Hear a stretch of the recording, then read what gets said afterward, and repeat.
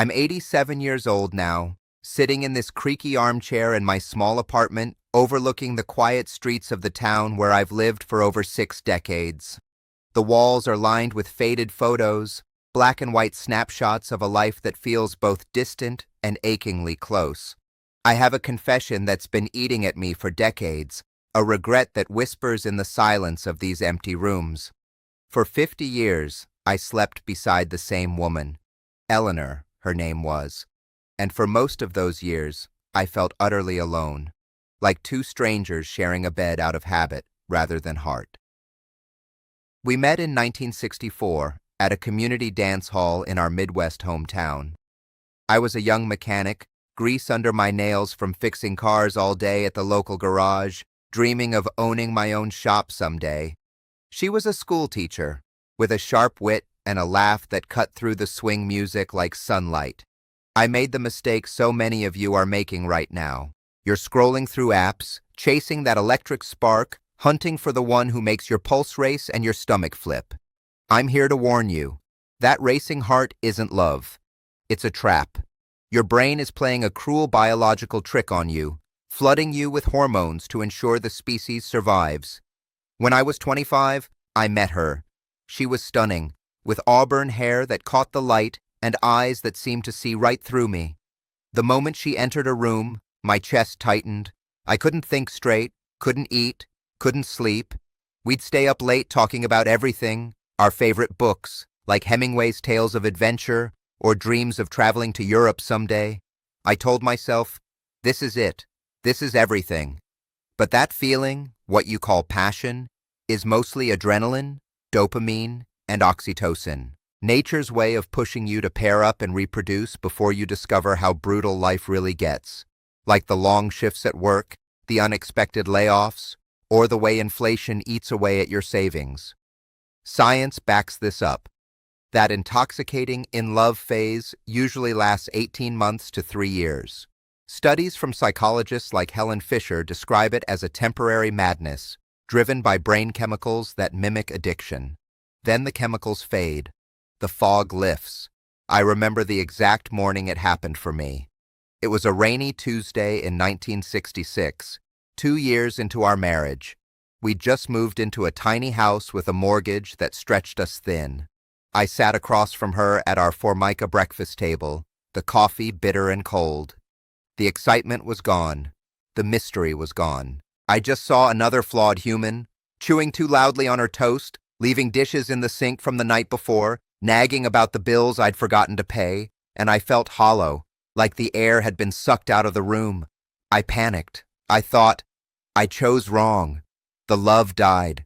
We'd argue over small things, like how to discipline our first child, a boy born in '67 who cried through the nights. So many of you do the same. When the high wears off, you bail. You call it losing the spark, and chase the next rush on dating sites or at bars. You're not seeking a partner. You're chasing a drug, hopping from one dopamine hit to the next, leaving a trail of broken hearts. For the first decade of our marriage, I resented her.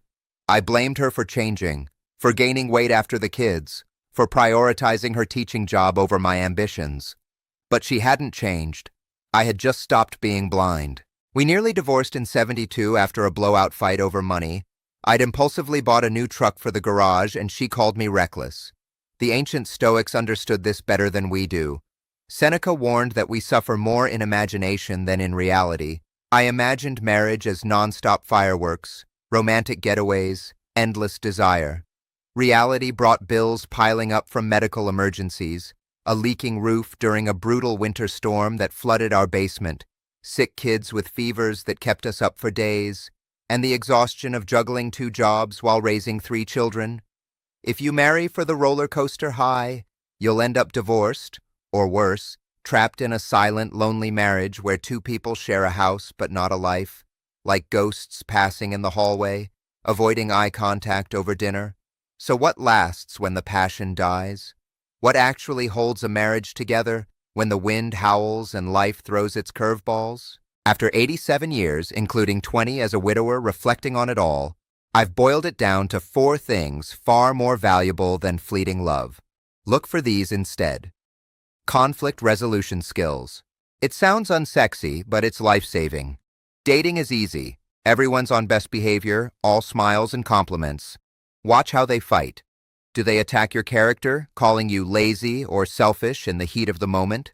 Stonewall, refusing to talk for days? Need to win at all costs, turning every disagreement into a battle? If so, run. Marry someone who can sit in discomfort with you, listen without interrupting, and work through it without cruelty. That's not romance. That's a rare, hard-earned skill. In our case, Eleanor and I learned this the hard way.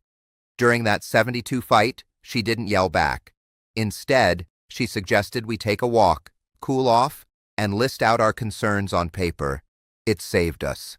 Another time, when our daughter ran away at 16 in the 80s over strict rules, we disagreed fiercely but talked it out calmly, compromising on curfews. Without that, we'd have crumbled. Shared core values. Shared hobbies fade. Liking the same movies or music, like our mutual love for jazz records, won't matter at 80 when arthritis keeps you from dancing. What matters is alignment on the big things. What is money for? Saving for security or splurging on experiences? What does loyalty mean? Sticking through infidelity or walking away? How do you view family, honesty, forgiveness? If your values pull in opposite directions, your marriage will rip itself apart like a car with misaligned wheels. For us, our shared belief in hard work and family first got us through tough times. When I lost the garage to a recession in the 70s, Eleanor didn't blame me. She picked up extra tutoring gigs, echoing our value that family supports each other no matter what. Contrast that with friends who divorced because one wanted kids and the other didn't. Values clashing like oil and water. Respect. Love ebbs and flows. Respect doesn't. There will be days, maybe weeks, when you don't even like your spouse, irritated by their habits or moods. On those days, respect stops you from saying vicious things you can't unsay. When beauty fades, and it will, look at my wrinkled hands, spotted with age. When lust becomes rare after menopause or health issues, respect is what keeps dignity alive. Eleanor respected my dreams, even when I failed. She never mocked my failed business ventures.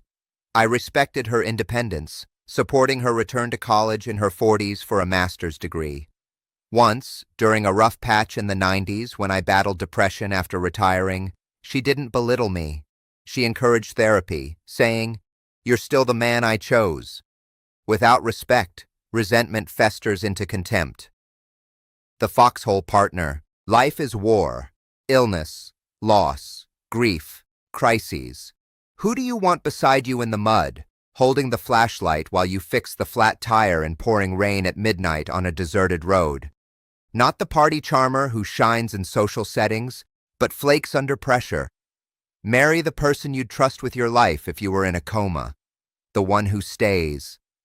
Eleanor was my foxhole buddy through it all. The cancer scare with our son in '85, where she sat by his hospital bed for weeks while I worked.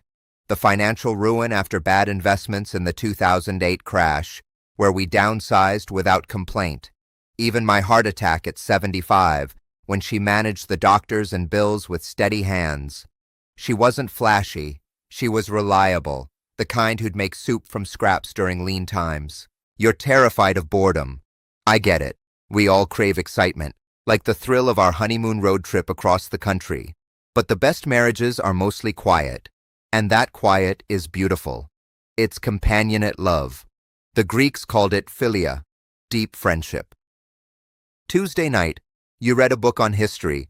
She does a crossword puzzle from the newspaper. No words needed, and you're content. That's real. Or lazy Sundays gardening together in silence, planting tomatoes that we'd can for winter. Those moments built our bond stronger than any vacation. Sex gets routine after kids and years wear on you. Bodies age, my skin sags now, hers did too after pregnancies. But if you marry your best friend, you build a private language only the two of you speak. Inside jokes about our quirky neighbors or shorthand for, "I need space." You become each other's witness. I saw you when you were young, full of fire. I see you now, wiser and weathered. You still matter. When my wife was dying in 2016, after a long battle with Alzheimer's that stole her memories bit by bit, the hospital room felt tiny, sterile, filled with the beep of machines. We didn't reminisce about grand trips or passion. Those faded long ago. She just squeezed my hand, her grip weak but familiar, and whispered, "Thank you for staying."